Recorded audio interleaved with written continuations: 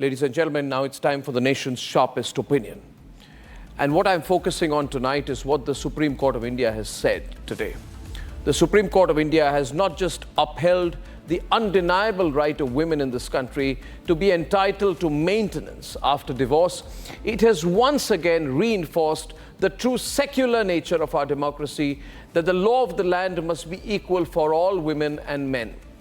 The manner in which the Supreme Court has held that a plea under Section 125 is maintainable for Muslim women, despite the 1986 Act passed by the Congress Rajiv Gandhi government to subvert the Shahbano case ruling, is a complete testament that not only the judiciary is conscientious and thriving in this country, but truly receptive to the real spirit of the Constitution. And that spirit is that India must strive for a uniform civil code, viewers.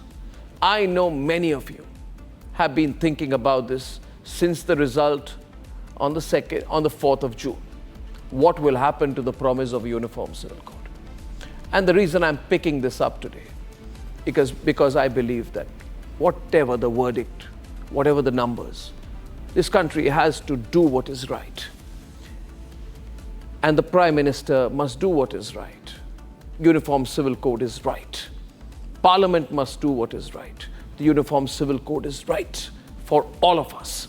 The Supreme Court has once again cemented the nation's belief by reaffirming that equal law, secular law, will prevail over religious convention.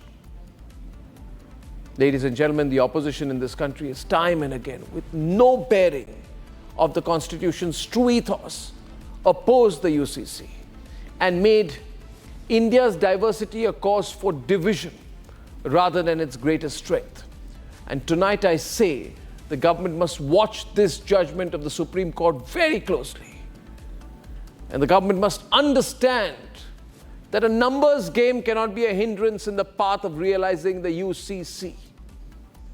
And the opposition must also listen to the advice of the Supreme Court and come to its senses that their past is out in the open on how they subverted the Constitution and the judiciary by misusing their brute force majority under Rajiv Gandhi's era. Something they claim the BJP might have done if they had crossed the 400 mark.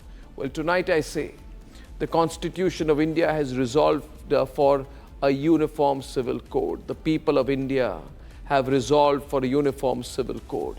The Indian judiciary too has resolved for a uniform civil code. And now the government and the parliament too must resolve and give us finally a uniform civil code. This is what happened, and then later we'll debate.